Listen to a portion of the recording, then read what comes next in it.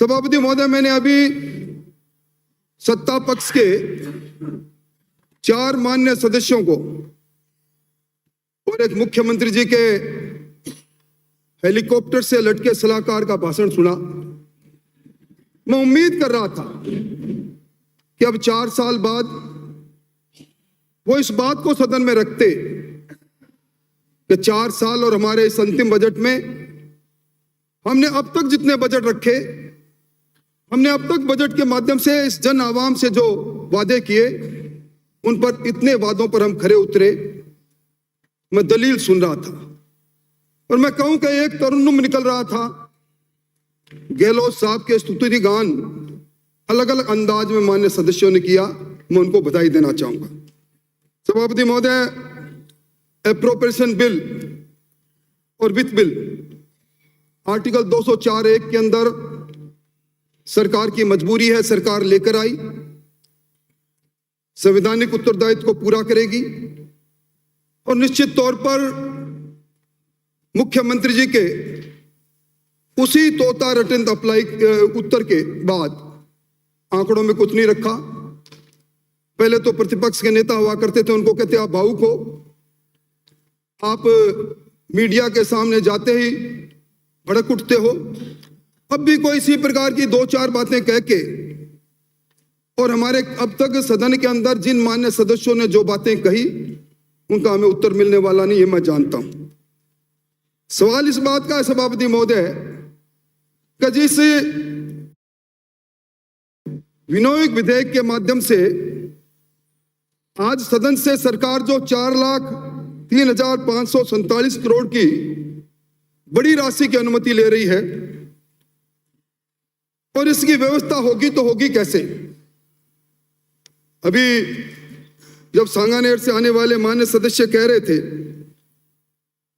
कि आज appropriation bill के अंदर जो राशि सरकार अनुमति ले रही है, वो राशि सरकार की कुल बजट साइज 3,90,856 करोड़ 48 लाख से भी लगभग 13,000 करोड़ ज्यादा है।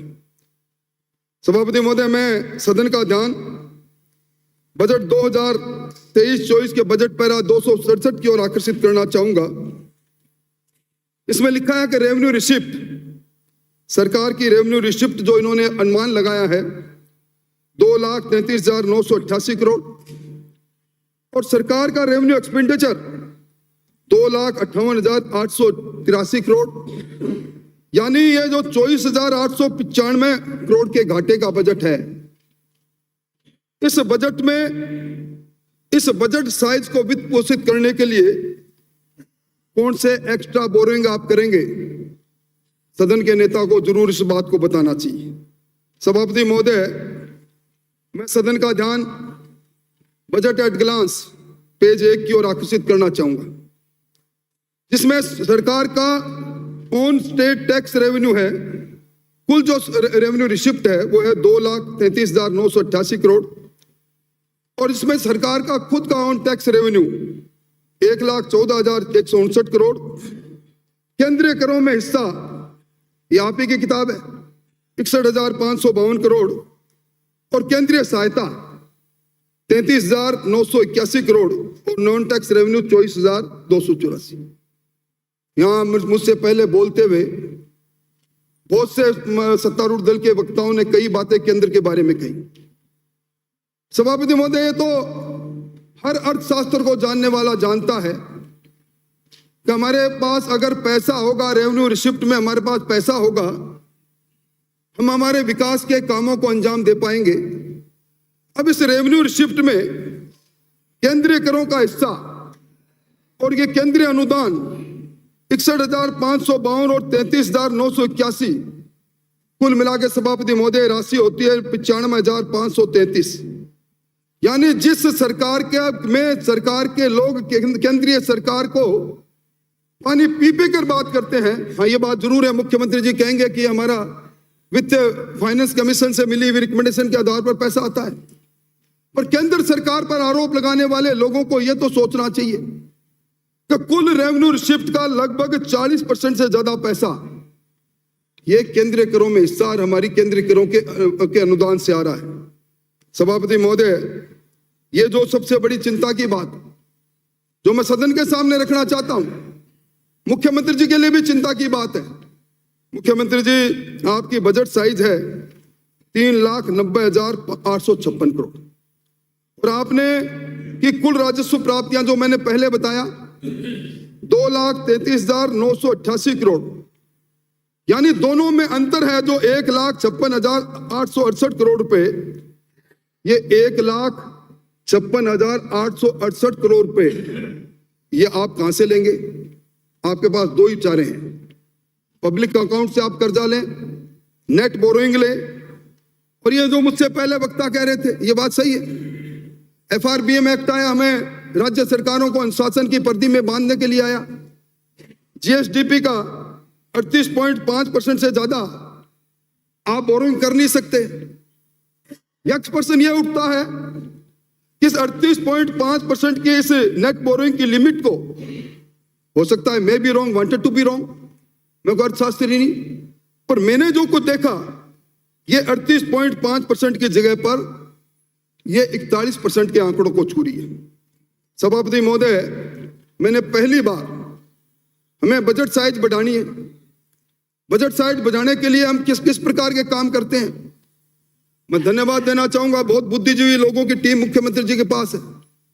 मैंने पहली बार एक नई एंट्री देखी और वो नई एंट्री है बजट 2023-24 पैरा 262 में, जहां वेज एंड मीन सहित कुल बजट साइज 3,90,000 है, उसमें वसूलियों की नई एंट्री 12,690 करोड़। मैं ये नहीं कहता कि सरकार के द्वारा अलग अलग ग्रांट्स में या अलग अलग डिमांड्स की या अलग अलग सरकार के समय के अंदर वसूलियां होती नहीं है, पर अध्यक्ष महोदय मैं पहली बार ये देख रहा हूं सिर्फ बजट साइज को बढ़ाना है।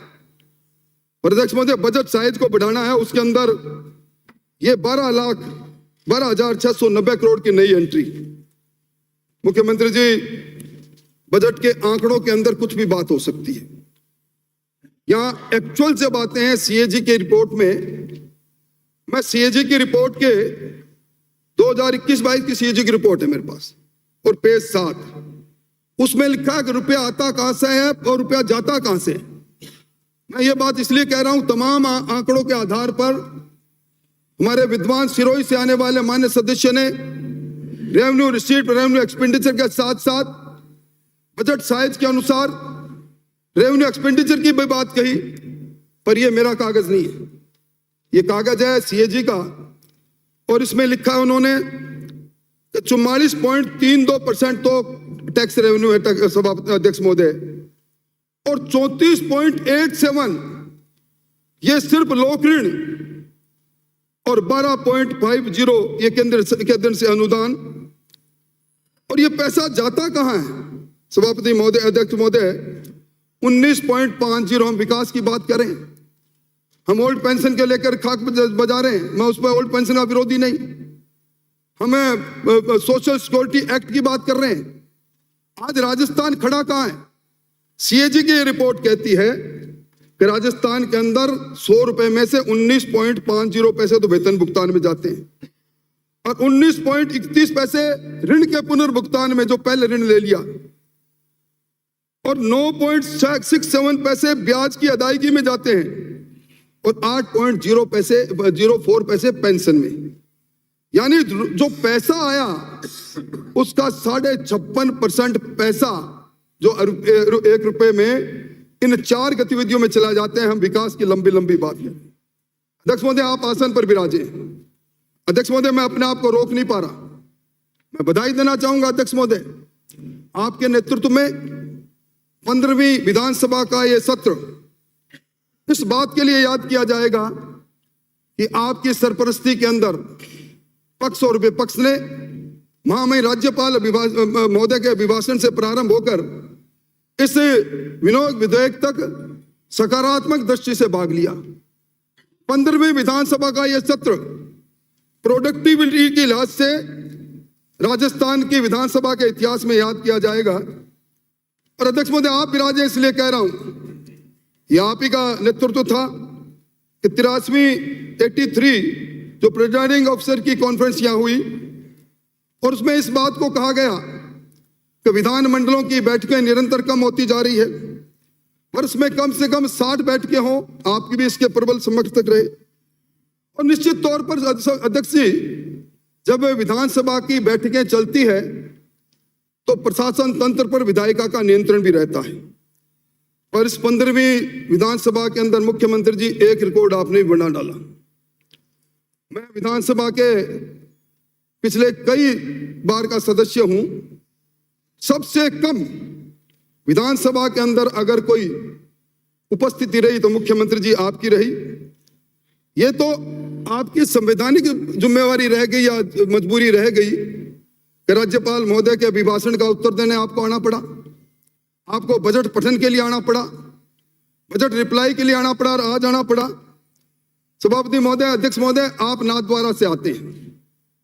नाथद्वारा में श्रीनाथ जी का मंगला के दर्शन होते हैं, ग्वाला के होते हैं, राजभोग के। मुख्यमंत्री जी राजभोग के दर्शन आपके हमें आप भी आज ही हो रहे हैं।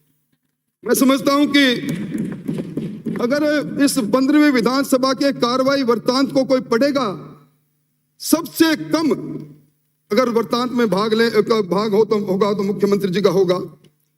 और मैं मुख्यमंत्री जी वित्त मंत्री के रूप में पहला कमिटमेंट है किसी का तो उस बजट के लिए है जिसको वित्त मंत्री के रूप में वो सदन में प्रस्तुत करते हैं। पर आपका बजट के प्रति कितना कमिटमेंट है? हमारे सत्ता पक्ष के लोगों ने बड़े स्तुतिगान किए। मैं समझता हूं कि जब बजट प्रस्तुत करते हैं, पिछला बजट आपके हाथ में आ गया और कुछ पन्ने आपने पढ़ दिए, मानवीय भूल हो सकती है, तो ये बात इस बात को इंगित करती है बजट सदन में प्रस्तुत करना और सदन में प्रस्तुत करने के पश्चात विस्मृत कर जाना, ये आदत मैं अपने आप को ठीक नहीं समझता। और मैं जिम्मेवारी इसलिए भी कह रहा हूं, मैंने सदन में इस बार ही मंजर देखा। मुख्यमंत्री जी, आपको मैं गांधीवादी भी मानता हूं और ईमानदार भी मानता हूं, पर सावचेत कर रहा हूं, आप कम विराजे। पर आपके पीछे से जो आपकी टीम है ना, ये टीम के 2.5 दर्जन विधायक आपके खिलाफ ही बोल गए, सरकार के खिलाफ ही। और मैं इसलिए कह रहा हूं कि ये 4 बजटों पर अगर कोई श्वेत पत्र जारी होगा, और मैं वादा करता हूं कि श्वेत पत्र जारी करने की जिम्मेदारी भी हमारे पर आने वाली हम करेंगे। सभापति महोदय, अध्यक्ष महोदय, मैं एक बात आगाह करके आगे मेरी बात कहूंगा। मुख्यमंत्री जी, 7 महीने बाद, 7.5 महीने बाद आदर्श आचार संहिता आ जाएगी। आप पूरे राजस्थान में जाएंगे। मैं आज कह रहा हूं जिम्मेवारी से, राजस्थान के अंदर आपको तख्ती लिए हुए लोग खड़े मिलेंगे हर कॉन्स्टिट्यूएंसी में। हमसे जो बजट में वादा किया वो पूरा नहीं हुआ और उसके साथ काला झंडा और नहीं हो जाए, इसकी मुझे चिंता है। और मैं एक बात के लिए जरूर सिरोही से आने वाले मान्य सदस्यों आपको बधाई दूंगा।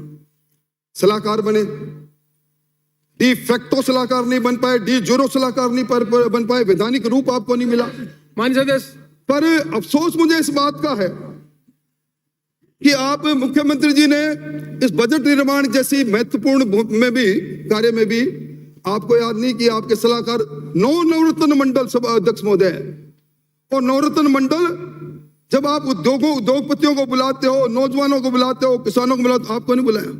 और मैं आपको सलाह दूंगा सभापति महोदय, मैंने पुरानी फिल्में देखी है, बड़ा शानदार जो एक्टर होता है ना सभापति महोदय, वो हेलीकॉप्टर पर रस्से पर लटके जब लगता है ना हेलीकॉप्टर क्रैश होगा, आग के दरिया में क्रैश होगा, तो वो कूद के अपनी जान बचा लेता है। आपका मैं शुभ चिंतक हूं, इसलिए मैं ये बात कर रहा हूं। तो अध्यक्ष महोदय, मैं अब आपका ध्यान इस बजट में 2023-24 के पृष्ठ 119 की और पैरा 216 की ओर आकर्षित करना चाहूंगा। इसमें 2021-22 की कॉलम 7 में आपने आरी में मार्गोपाय अग्रिम सहित वेज और मीन सहित कुल बजट व्यय 3,19,94,25 लाख, और इसी के अगले कॉलम में मार्गोपाय अग्रिम रहित वेज और मीन्स के बिना 2,71,881 करोड़ का आंकड़ा आपने दिया। यानी वेज और मीन्स के लिए 2021-22 में आपने 48,000 करोड़ का प्रावधान किया। और मैं सदन का ध्यान 2022-23 की बी की ओर दिलाना चाहता हूं। उसके भी कॉलम 7 के अंदर आपकी बजट साइज है वेज एंड मीन सहित 3,46,182 करोड़ और वेज और मीन्स रहित है 2,94,182, यानी 21-22 में आपको वेज और मीन्स के लिए 48,000 करोड़ रुपए चाहिए और इस 22-23 में 52,000। और जब आप आरी में आए सभापति महोदय, मैं एक बात से सहमत हूं, आपने कहा यह बजट का स्वरूप इस और बजट का महत्व खत्म हो गया। बजट के अंदर बजट की बी आती है, बजट की आरी आती है और बजट की बी और आरी के आंकड़ों में इतना विशाल अंतर हो जाता है और उसके पर सप्लीमेंट्री डिमांड आती है, मुख बंद करके हम पास कर देते हैं। मुख्यमंत्री जी, ये जब आप आरी में आए, आरी में 2022-23 की आरी में आपका बजट साइड तो वही 3,82,000 वही, पर आपका अग्रिम रहित वेज एंड मीन्स रहित जो 2,98,246 करोड़ यानी 84,000 करोड़ की बड़ी राशि आपको सिर्फ वेज एंड मीन्स के लिए जरूरत पड़ी। ये एक वर्ष में 32,000 करोड़ की वेज और मीन्स की ये बढ़ोतरी, ये किस ओर संकेत करती है, इसकी चिंता निश्चित तौर पर करनी चाहिए। और सभापति महोदय, मैंने अभी सीएजे की रिपोर्ट 2021-22 तो सभापति महोदय 2021-22 पेज नंबर 5 पैरा नंबर 1.4.1 आपकी हालात क्या है? कितनी बात करो, ओडी में सरकार कब जाती है? कब जाती है? रिजर्व बैंक के सामने जाकर गिड़गिड़ाती है ओडी में पैसा दो, उस समय जाती है सभापति अध्यक्ष महोदय जब सरकार के पास पैसा नहीं होता। ये मैं नहीं कह रहा, ये सीएजे की रिपोर्ट कह रही है। 2021-22 में 143 दिन 67 बार आपने 37,630 करोड़ की ओडी में आप गए और 25 करोड़ से ज्यादा की राशि आपको सिर्फ ब्याज पेटे देना पड़ा। ओडी में आप कुछ दिन के लिए गए होंगे, पर आपकी अर्थव्यवस्था बीमार होकर आईसीयू की ओर जा रही है। ओडी में जाना इस बात को संकेत करता है। सभापति महोदय, एक बात मुख्यमंत्री जी के भाषण में मैं सदैव सुनता हूं और इन्होंने इस बार भी बजट में अपने बजट में कहा था कि वो सारे कर्मचारियों को विद्युत उत्पादन प्रसारण निगम, विश्वविद्यालय, सबको ओल्ड पेंशन स्कीम के दायरे में आएंगे। मुख्यमंत्री जी, आपसे पहले ओल्ड पेंशन स्कीम को लेकर सिरोही से आने वाले माननीय सदस्य ने पूर्ववर्ती सरकारों को कटघरे में खड़ा करने की कोशिश की। मैं सिर्फ आपकी जानकारी के लिए कह रहा हूं, 2010 में जब PFRDA ट्रस्ट बना था ओल्ड पेंशन स्कीम के तहत, उसमें दक्षता और किसी ने नहीं किए, मुख्यमंत्री जी ने वित्त मंत्री के रूप में किए थे। और मैं इस बात को आगे नहीं बढ़ाना चाहता, पर मैं एक ही बात कहना चाहता हूं, आपने कबीना की बैठक में इस बात को मंजूर किया, राज्य के कर्मचारियों को कहा कि PFRDA फंड में जो 42,000 करोड़ की विशाल राशि जमा है, जिसमें सरकार और कर्मचारियों का 10% अंशदान है, मैं GPF के अकाउंट में पैसा लेकर आऊंगा। अध्यक्ष महोदय, मैं बात इसलिए छेड़ रहा हूं, न्यू पेंशन स्कीम के अंदर इस PFRDA फंड से कोई भी कर्मचारी अपनी राशि में से 25% राशि किसी भी समय में जरूरत पर विड्रॉ कर सकता था। आपने 6 सर्कुलर निकाले, आपके वित्त विभाग ने उस पर बैन लगाया और इसलिए आपने कहा कि अब GPF चालू हो गया, GPF के फंड में मैं पैसा लेकर आऊंगा। आप GPF के फंड में पैसा नहीं लेकर आई। आप चाहे कुछ भी कह दें, कुछ सवाल अनुत्तरित होते हैं। वो अनुत्तरित सवाल जब बोलना प्रारंभ करते हैं तो चीखते हैं। ये चीख कर्मचारियों के निकले नहीं। इसके लिए मैं आपसे कहना चाहता हूं कि आप प्रबंध करो, इतना विशाल बजट साइज लेकर आए, ये पैसा कर्मचारियों का GPF फंड में डालें। और सभापति महोदय, ये जो पेंशन का भार कितना आएगा 2024-25 पर, ये FRBM एक्ट 2023-24 पेज 24 प्राकृत वार्षिक पेंशन दायित्व 2024-25 में आएगा 30,671 करोड़ में, 2025-26 में आएगा 31,485 करोड़। ये चेतावनी है। मैं ओल्ड पेंशन स्कीम का विरोधी नहीं हूं, ठीक आपने लागू की, पर आप आने वाली सरकारों के लिए एक कंटीला मार्ग छोड़कर जा रहे हो। अध्यक्ष महोदय, मैं अब सदन का ध्यान FRBM एक्ट 2022-23 के पेज 9, जिसमें पूंजीगत व्यय का वर्णन किया है, और बजट स्टडी 2023-24 के पेज 36, जिसमें कर्जे की बात कही है। मैं दोनों बातें एक साथ रखना चाहता हूं और मैं ये सिद्ध करना चाहता हूं, ये पहला मौका है राजस्थान की हुकूमत के सामने। आपने बेतास कर्जा लिया, कर्जा हमने भी लिया था। हमने कर्जा लेकर उससे 96% एसेट बनाए थे। आपने कर्जा लेकर एसेट्स नहीं बनाए, आपने अपने रोजमर्रा के रेवेन्यू एक्सपेंडिचर को के खाते को पूरा करने का काम किया। तो ये एक बात मैं इसलिए कह रहा हूं, मैं कोई मन से नहीं कह रहा, ये जो आंकड़ा कह रहा है, जो FRBM एक्ट पेज 9 में पूंजीगत व्यय आपका 2021-22 के एक्चुअल्स है 24,151 करोड़, और जो कर्जा लिया, जो अकाउंट्स आए, CAG ने जो लिखा इसको ऑडिट किया, वो है 37,018 करोड़ 55 लाख।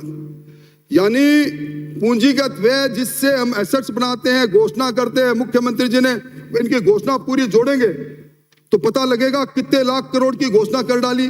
सड़कें, पुल, चिकित्सालय, भवन, पर इनमें जो आपका एक्सपेंडिचर है पूंजीगत व्यय, वो कर्जे से 12,866 करोड़ ज्यादा।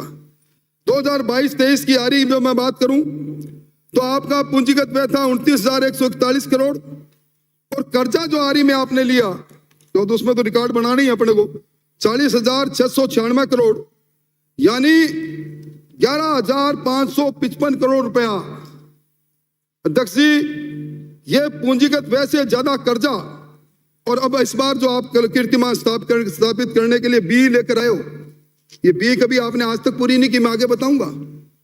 ये पहली सरकार होगी जो कैपिटल एक्सपेंडिचर को पर कैंची चलाए, विकास के काम को रोके। 38,000 आरी में 38,061 करोड़ का आपने पूंजीगत व्यय दिखाया, और कर्जा ले रहे हैं आप 46,122 करोड़। मैं समझता हूं सभापति अध्यक्ष महोदय, कर्जा लेना सरकार की मजबूरी हो सकती है। विकास के लिए कर्जा लो, स्कूल बनाओ, विद्युत संयंत्र बनाओ, पर आज भी बिना भवन के जो आपके कॉलेज चल रहे हैं ना, बिना भवन के अंग्रेजी स्कूल चल रहे हैं। ये जो आपने तबाड़ तोड़ घोषणा की थी, हमें विद्युत की दृष्टि से सरप्लस हो जाएंगे, हमें अलग अलग समय में आपने 6 विद्युत संयंत्र बनाने की बात कही थी, आज एक भी धरती पर नहीं है। इसलिए नहीं है कि आपके पास पैसा नहीं है। और सभापति अध्यक्ष महोदय, ये जो पूंजीगत व्यय है, ये जो 2022-23 में आपने 34,809 करोड़ किया, और जब आप आरी में आए 2022-23 में इसको कम करके कर दिया 29,141 करोड़।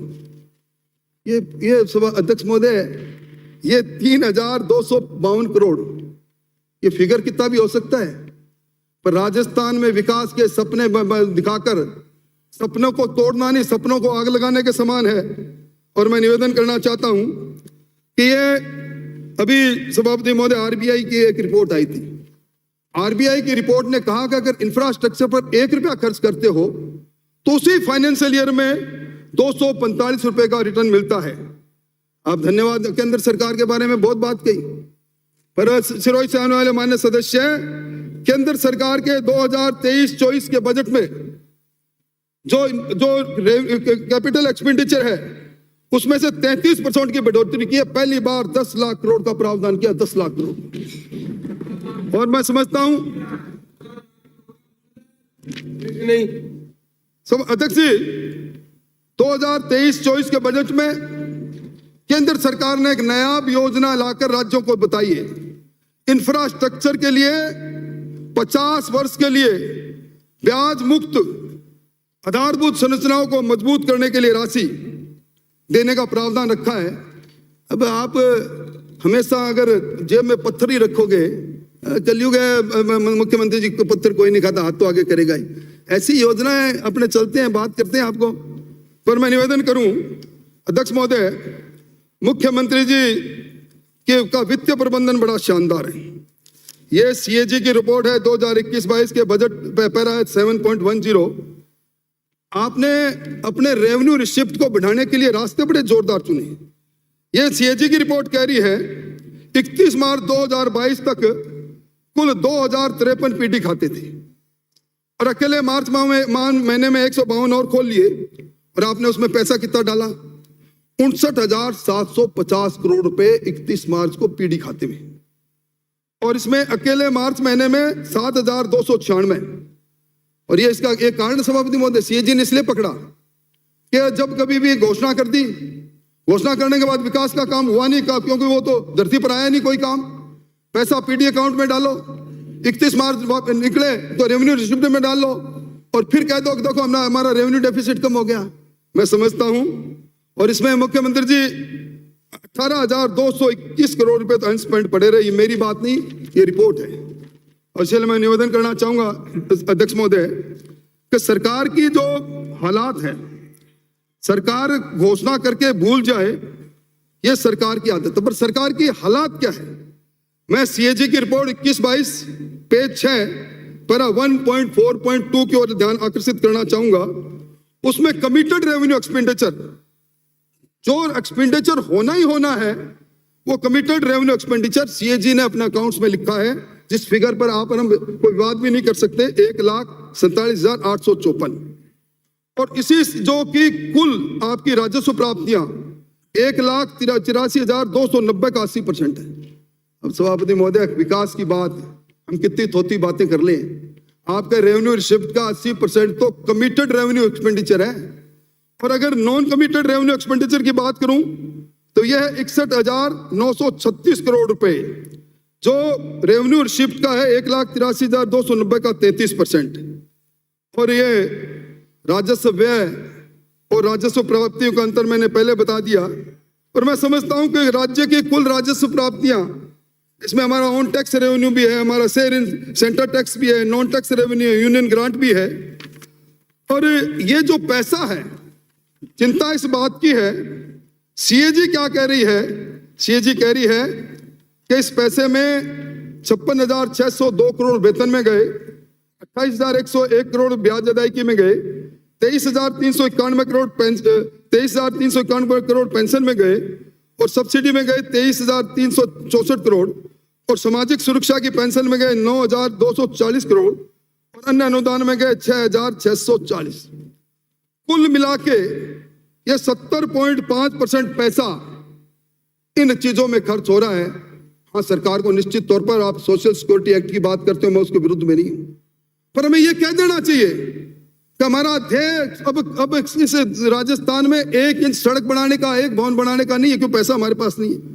और सभापति महोदय, पहली बार नहीं है, 2021-22 में इनका रेवेन्यू एक्सपेंडिचर पर कमिटेड एक्सपेंडिचर था 71.4%, 2021-22 में सीएजी की है 70.5%। मैं आंकड़े बोलकर ज्यादा समय खराब नहीं करना चाहता।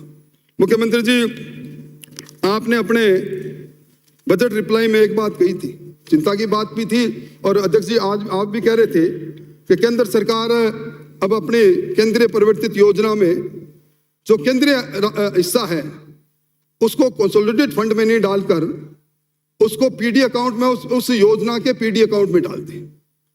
मैंने सोचा कि इस आंकड़े को देखें इस बार क्या हुआ है, तो सीएजी के अंदर हो सकता है कोई और बच गया हो, सीएजी की रिपोर्ट 21-22 पेज 5, उसमें जो भारत सरकार लिखा है, भारत सरकार द्वारा सीधी अभिकरणों को जारी राशि 21-22 में 7,835 करोड़ रुपए नरेगा में पंचायत राज संस्थाओं को जारी कर दिया। गुना कर दिया, आपको बुरा लगा होगा। और 4,554 करोड़ रुपए आमेर से आने वाले माननीय सदस्य 66 लाख किसानों को वो प्रधानमंत्री सम्मान निधि के रूप में उनके खाते में दे दिए। हाँ, ये जरूर है, 2,345 करोड़ रुपए जल जीवन मिशन के अंदर उन्होंने जमा कराए। तो मैं समझता हूं कि ये एक आभासी वातावरण बनाना, केंद्र सरकार ने सारी योजनाओं का पैसा पीडी अकाउंट में डालना चालू कर दिया, मैं इसको उचित नहीं मानता। और मैं आप क्या कर रहे हैं अध्यक्ष महोदय, ये जो संविधान का आर्टिकल 266(1) है, इसमें प्रावधान है सीधा, कोई भी पैसा जो रेवेन्यू रिसिप्ट में आएगा वो पहले कंसोलिडेटेड फंड में जाएगा। और उसके बाद अध्यक्ष महोदय, ये आर्टिकल 204(3) और 205 और 206 के प्रावधानों के अनुसार अनुदान की मांगों के पारण के बाद वो डिपार्टमेंट में जाएगा। आपने ईआरसीपी की 13,000 करोड़ की घोषणा कर दी। मैं पूछना चाहता हूं, ये नया काम कहां से चालू कर दिया? ये Rajasthan water supply sanitation corporation RWSSC, ये पीएचडी जल संसाधन, ये राजस्थान के उपभोक्ताओं से जो पैसा इनके पास आता है सीधा इस ईआरसीपी के कॉरपोरेशन में ट्रांसफर कर दिया। ये खेल आप क्यों कर रहे हैं? और एजी ने 3 मार्च को अपने पत्र क्रमांक F54/4 कोष 1477 करके आप पर ऐतराज किया। आप केंद्र पर आरोप लगा रहे हैं, पर आप खुद तो देखें। ये उल्टे बांस बरेली के ये पत्र है, मैं आपको तो मैं टेबल कर दूं। और नवाचार के नाम पर अध्यक्ष महोदय, जिस प्रकार का काम सीएजी से बचने का काम ये सरकार कर रही है। पहले आपको अध्यक्ष महोदय ध्यान होगा, वर्षों से स्थापित परंपरा रही, कार्रवाई रही कि ट्रेजरी, सब ट्रेजरी लेखा सेवा में जो 13,500 लोग लगे हैं वो 3 बार त्रिस्तरीय जांच करने के बाद बिल पास करते थे। 8 लाख कर्मचारियों की कर्मचारी का क्या वेतन है, 4,80,000 पेंशनर, 92 लाख है सामाजिक सुरक्षा। अब राज्य सरकार ने एक पीएनडो सिस्टम ले आए, उसमें सीएजी से बचना है। मतलब सीएजी, ये आर्टिकल 150 ये कहता है कि राज्य सरकारों की जिम्मेवारी है कि वो सीएजी के निर्धारित प्रारूप के अंदर विभागों को वित्तीय लेखों का संकलन करके सीएजी को दे। सीएजी उस पर अपने परीक्षण करके अपनी रिपोर्ट महामहिम राष्ट्रपति और महामहिम राज्यपाल को देते हैं।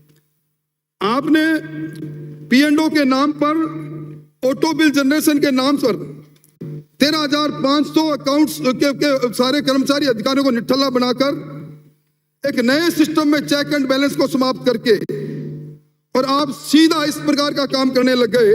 मैं समझता हूं इसके बारे में भी आपको निश्चित तौर पर इसके बारे में मैं सावचेत करता हूं। आपको एजी ने पत्र लिखा, आपको एजी ने आर्टिकल 150 के माध्यम से कहा आप नहीं कर सकते। 23/4/2022 को लिखा, 9/2/2023 को लिखा। एजी ने लिखा कि टीपीसी एक्ट 1971 के सेक्शन 10 बना हुआ है, आर्टिकल 150 के बना है। आप सीएजी के इस परीक्षण से बचने के लिए ये काम नहीं कर सकते। महामहिम राज्यपाल ने पत्र लिखा। मैं समझता हूं इसके बारे में निश्चित तौर पर बात करनी चाहिए। और एक ये पूल बजट, तो आप महोदय पहले मांगे पारित होने के बाद विभागाध्यक्ष के नियंत्रण में पैसा जाता था, पूरे साल भर उसको काम में लेता था। अब पूल बजट के नाम पर इन्होंने सीधा ही ये पहले आओ पहले पाओ की तर्ज पर एक सिस्टम बना दिया और आज उसका परिणाम लेकर ओएंडम का पैसा कई विभागों ने तो 1 साल का पैसा 1 महीने में उपयोग कर लिया। और मैं समझता हूं इसके बारे में निश्चित तौर पर विचार करना चाहिए। और मुख्यमंत्री जी ने बजट पैरा 2021-22 में Rajasthan social and performance audit authority, अध्यक्ष महोदय, Rajasthan social and performance audit authority वर्षों से जो इंटरनल ऑडिट चल रही थी, इस इंटरनल ऑडिट से बचने के लिए इस सोशल परफॉर्मेंस ऑडिट अथॉरिटी के नाम पर एक्सपर्ट्स को, बाहर के एक्सपर्ट्स, सेवानिवृत्त लोगों को काम में देकर ये किस प्रकार का खेल रचने में लगे हैं। और ये 8 फरवरी 2022 को Rajasthan financial service delivery limited RFSDL, इसमें तो सभा अध्यक्ष महोदय, ये अब इंटरनल ऑडिट हो, मॉडल कंसेशन एग्रीमेंट हो, MOU, ये RFSDL के बहाने से राज्य के बाहर के लोगों को अधिकार दे रहे हैं। ये सेवानिवृत्त लेखा अधिकारों का सूचीकरण इम्प्लीमेंट के लिए 2 मार्च को आपने एक निकाल दिया और मन मर्जी के लोगों को लोगे। मैं समझता हूं इसके बारे में निश्चित तौर पर सोचना चाहिए। यहाँ बहुत बड़ी बात हुई, सवाई माधोपुर से आने वाले मान्य सदस्य ने यहाँ संविदा कर्मियों के लिए पूर्ववर्ती सरकार में मेरी चेयरमैनशिप में बनी कमेटी की चर्चा की। मैं निवेदन करना चाहूंगा अध्यक्ष महोदय, ये जो जन घोषणा पत्र में संविदा कर्मियों को नियमित करने का वादा सरकार ने किया, 2019 में कल्ला जी की चेयरमैनशिप में कमेटी बनी और 4 साल बाद राजस्थान कंट्रोक्चुअल हायरिंग सर्विस रूल्स बने 2022। खुदा पहाड़ निकली चुया, संविदा कर्मियों को फिर संविदा कर्मी बनाने के लिए एक कंट्रोक्चुअल रूल बना लिए और वेतन बढ़ोतरी मामूली। और उसमें मुख्यमंत्री जी ने इस बार बजट में क्या कहा, 2022-23-24 budget para 158, Rajasthan contractual hiring service rule 2022 में सुविधा कर्मियों को पहले की गई सर्विस के अनुभव के लाभ के लिए आईएएस पैटर्न यह 3 साल की नौकरी में 1 साल की गणना, 15 साल के सारे सुविधा कर्मी इस पूरे लाभ से बाहर चले गए। मैं समझता हूं इससे बड़ा धोखा हो ही नहीं सकता। मैं जिम्मेवारी से कह रहा हूं 1,10,000 सुविधा कर्मियों में 10-12 हजार सुविधा कर्मियों का नियमितीकरण हो जाए तो मुझे पता नहीं, मैं समझता हूं इसके बारे में मुख्यमंत्री जी जरूर बताएं। और मुख्यमंत्री जी आप तो सरकार के प्रति बड़े जवाबदेह हैं और इसीलिए आपने जन घोषणा पत्र में जवाबदेह कानून लाने की बात कही। फिर पहले बजट के अंदर मैं उस इंटरनेशनल ट्रांसपेरेंसी की उस रिपोर्ट का जिक्र नहीं करूंगा जिसके अंदर यह कहा गया कि हिंदुस्तान के अंदर राजस्थान भ्रष्टतम प्रदेश है। यह एक एनजीओ की रिपोर्ट, इसलिए मैं उसका जिक्र करूं तो बुरा लगेगा। मुझे करना भी नहीं चाहिए, उस रिपोर्ट के बारे में चर्चा भी नहीं करनी चाहिए। इंटरनेशनल ट्रांसपेरेंसी ने इस राजस्थान के लिए क्या कहा, पर मैं ये निवेदन करूं अध्यक्ष महोदय 2019-20 के बजट पैरा 180 में zero discretion, zero corruption, zero harassment, हम इसके लिए जवाबदेही कानून लेकर आएंगे। और जो 2022-23 के अंदर पैरा 118 में Rajasthan granted service delivery accountability act, इसको हम लेकर आएंगे। अब अंतिम बजट है, ये एक्ट कहाँ है? ये तो जनता से जुड़ा हुआ बजट की घोषणा है। ये 2019 में आपने राम लुभाई जी की कमेटी बनाई, फरवरी 2020 में उसने रिपोर्ट दी, 13 अक्टूबर में आपने इस जवाबदेही कानून पर आपत्तियां मांगी, हमने आपत्तियां दी। अब हिम्मत हो तो लेकर आओ ना। फिर आपको एक अफसर शाह ने गलत राय दे दी। अब आज अफसर गैलरी में वो अफसर साहब बैठे, मैं नाम नहीं लूंगा, नाम लेना भी नहीं चाहिए अध्यक्ष महोदय, ये संसदीय परंपरा नहीं है। पर वो मेरी तरफ आंख निकाल के देख रहे हैं, वो अपना आप इंगित हो जाएंगे तो मैं क्या करूंगा? हाँ, तो अध्यक्ष महोदय अभी मुझसे पहले सदन में रिफाइनरी की बात है। रिफाइनरी पसंदीदा सब्जेक्ट है। रिफाइनरी को लेके मुख्यमंत्री जी का पश्चिमी राजस्थान में जितने बड़े बड़े होल्डिंग लगे कभी नहीं लगे।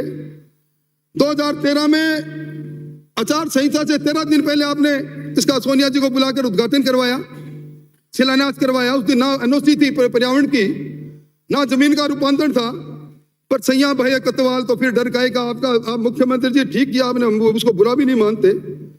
पर फिर 2013 के आपके भाषण, सब भाषणों में आपने कहा कि ये जोधपुर की धरती से राजस्थान में काला सोना उगलेगा। और भाषण का परिणाम क्या निकला अध्यक्ष मुख्यमंत्री जी? यहाँ ये बैठे थे गोविंद जी, 22-23 मिनी बस की सवारी। और मैं फिर कह रहा हूं, ये कोई मैं भविष्य करता नहीं, पर आपसे डर लगता है, नहीं तो मैं कह देता। तो अध्यक्ष महोदय ये जो बजट पैरा 2019-20 का बजट पैरा 79 है, आपने मुख्यमंत्री जी इसमें कहा कि रिफाइनरी परियोजना को अक्टूबर 2022 तक पूरा करेंगे। अक्टूबर का महीना, मैंने पता किया, बोले अक्टूबर के महीने में मुख्यमंत्री जी शुभ काम करते हैं। ये अक्टूबर 2022 का महीना मुहूर्त निकल गया, 18 महीने हो गए। और आपने उस समय सवाल किया था 37,229 करोड़ की रिफाइनरी बीजेपी के लोगों ने निर्णय नहीं लिया, ये आज 47,000 करोड़ की हो गई। हमारे पर आरोप लगाया। मेरे को बताओ मुख्यमंत्री जी, ये जो 76,000 करोड़ को आपकी रिफाइनरी पार कर रही है, इसके जुम्मेदार कौन? ये आपका मुहूर्त क्यों निकाल दिया आपने? और आपने कहा था 2020-21 में रिफाइनरी परियोजना में रोजगार बढ़ाने के लिए हाइड्रोकार्बन सेक्टर में डेडिकेटेड कौशल केंद्र, वो कहां है डेडिकेटेड कौशल केंद्र? और आपने कहा था 2022-23 में 55 बाड़मेर में 383 किलोमीटर का। और मैं आज बाड़मेर से आने वाले माननीय सदस्य क्या तालियां पीटी अध्यक्ष महोदय, वैसे तो अधिकार था, तब मंत्री थे, टेबल तोड़ तालियां। आपने कहा पेट्रोकेमिकल इन्वेस्टमेंट रीजन, 1,40,000 लोगों को रोजगार, वो कहां है आपका ये रीजन? कहां है 1,40,000 का? 22-23 के पैरा 173 में सनराइज सेक्टर क्या हुआ? इसलिए मैं निवेदन करना चाहूंगा, ये आपकी इस रिफाइनरी का शुभारंभ तो होगा। मैं बड़बोला नहीं, कभी नहीं, कभी रहा ही नहीं सभापति, मेरा अध्यक्ष महोदय मेरा स्वभाव ही नहीं रहा। पर इस कमल छाप के लोग इस रिफाइनरी का उद्घाटन करेगा, ये मैं आज सदन में कहना चाहता हूं। और अध्यक्ष महोदय अब कितने गंभीर है ये, बजट में घोषणा करें और उन बजटीय घोषणा पर उनको पलट कर देखें नहीं। ये पर्यटन के बारे में, पर्यटन राजस्थान का मेरुदंड है और आपने 2021-22 में पर्यटन विकास कोष बनाया, हमने स्वागत किया है 100 करोड़ का पर्यटन विकास कोष। 2022-23 में बजट पैरा 104 में उसको 1000 करोड़ कर दिया और अभी इसी 14 मार्च को ये राजसमंद से आने वाली मान्य सदस्य का एक क्वेश्चन था, उन्होंने पूछा था 3 वर्षों में आपने पर्यटन विकास कोष से कितना खर्च किया? उत्तर आया 1000 करोड़ में 116 करोड़ और ये 116 करोड़ भी राजस्थान पर्यटन विकास निगम को ऋण दिलाया, ऋण के माध्यम से। ये बात मैं इसलिए जिम्मेवारी से कह रहा हूं और मैं ये कह रहा हूं मैंने बजट पढ़ा है। इस बजट का हद वही होगा जो पर्यटन विकास कोष 1000 करोड़ के कोष का हुआ, जो 3 साल बाद 166 करोड़ वो भी लोन लेकर। इस बड़े से बड़ा धोखा क्या हो सकता है? यहाँ बहुत बड़ी बातें हुई, यहाँ बड़ी बड़ी बातें चली। मुख्यमंत्री जी, मुझे तो अगर संरक्षण किसी का है ना और मुख्य अध्यक्ष जी है तो सिर्फ आपका है, वरना ये लोग हमें बोलने दे। ये तो डेमोक्रेसी में आप इस संरक्षक हो, आपसे बड़ा आदमी है कौन इस धरती पर? 5 बजे 5 मिनट का समय आपके पास। तो अध्यक्ष जी मैं ये कहना चाहता हूं कि अभी ERCP पर मुख्यमंत्री जी का भाषण होगा। मुख्यमंत्री जी एक बात आपने बड़ी सच्चाई से बोली, मैं बहुत धन्यवाद देना चाहूंगा। आपने महामहिम राज्यपाल के अभिभाषण में बजट पैरा 170 में ये कह दिया कि ये ERCP का कार्य 2051 तक पूरा करोगे। ये बात मैं मान ही गया आपकी सच्चाई की है। और आपने ये जो 13,000 करोड़ का व्यय करने की घोषणा की है, पिछली बार आपने 2022-23 से पैरा 140 में 9,600 करोड़ का बजटीय प्रावधान किया था और आप ही का आंकड़ा है, मेरा नहीं, 1284 करोड़ व्यय किया है। आप मुझे ये बता दो कि ERCP का आपने करना है कि इसको मुद्दे को जिंदा रखना है? देखिए साहब, ये जो धरती चली जाती है ना नीचे से राजनीतिक रूप से, वो इन मुद्दों से नहीं आती।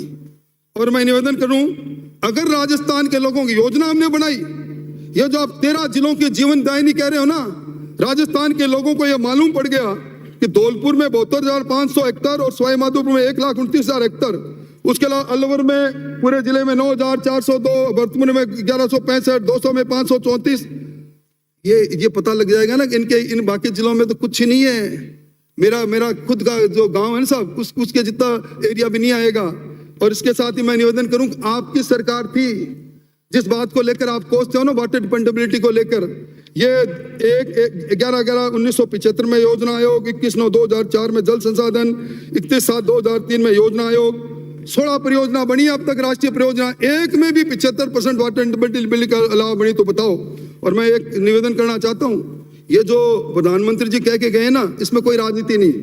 अपने कुछ बातें मुख्यमंत्री जी, आप जैसा बड़ा आदमी आप नाराज क्यों हो जाते हो? मुख्यमंत्री जी मुझे बताओ पहले। मैं आज मुझे कारण जरूर बताऊंगा।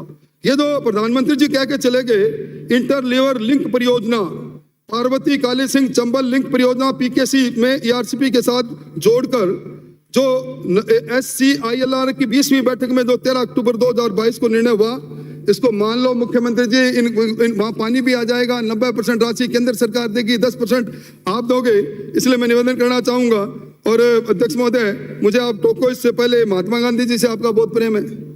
आपने बजट पैरा 23-24 में 1000 स्कूल खोलने की बात कर ली, पहले भी 21-22, 22-23, 23-24 में खोली। स्कूल बहुत खोल दिए, पर इसके इंफ्रास्ट्रक्चर के लिए 5 रुपए दे देते महाराज, मानव संसाधन के लिए कुछ पैसे तो देते। एक जगह एक कमरा बना तो बताओ। वो 10,000 का जो टीचर्स का लिए आपने कहा था कि हम अलग कैडर बनाएंगे, उसका क्या हुआ? अरे बच्चियों के साथ तो मजाक बंद करो साहब। ये अब इस बार फिर कह दिया कि मैं फिर 560 करोड़ रुपए की इसके ड्रेस देंगे। 2 साल पहले वाली घोषणा को तो आप देख लो। और मैं समझता हूं कि अध्यक्ष महोदय आप नाराज नहीं हो, इसलिए मैं निवेदन करना चाहूंगा, ये बजटीय घोषणा मुझे अगर आप दें तो मैं निवेदन करूं। पर मैं एक प्रोसीजरल काम के लिए आपको जरूर कहूंगा कि जो धानका और धानका वाला जो शब्दों के कारण से 2 साल से इनके सर्टिफिकेट नहीं बन रहे, नायका और नायका के लिए नहीं बन रहे, इसके बारे में आप निश्चित तौर पर सौंपे। और आपसे आज वो किसान पूछ रहा है, जिस किसान को आपने कहा था कि हमें 1 टाइम सेटलमेंट करके उसका कर्जा माफ कर देंगे, आप विधानसभा में सवाल आ गया 6,000 करोड़ का कर्जा है, 3 लाख से ज्यादा किसानों के खाते डिफॉल्टर हो गए हैं। अब आप कब तक इंतजार करोगे? आपने क्यों नहीं लिखा अपने घोषणा पत्र में कि ये भारत सरकार हमें अनुमति देंगी तभी किसान का कर्जा माफ होगा? आप कहा क्या आपने कहा था कि न्यूनतम समर्थन मूल्य पर किसान को हम उसकी फसल खरीदेंगे, क्या हुआ उसका? पशुधन के लिए आसान ऋण उपलब्ध कराएंगे, क्या हुआ पशुधन बीमा का? और आपने अभी जलवायु नीति लाने की बात कही थी।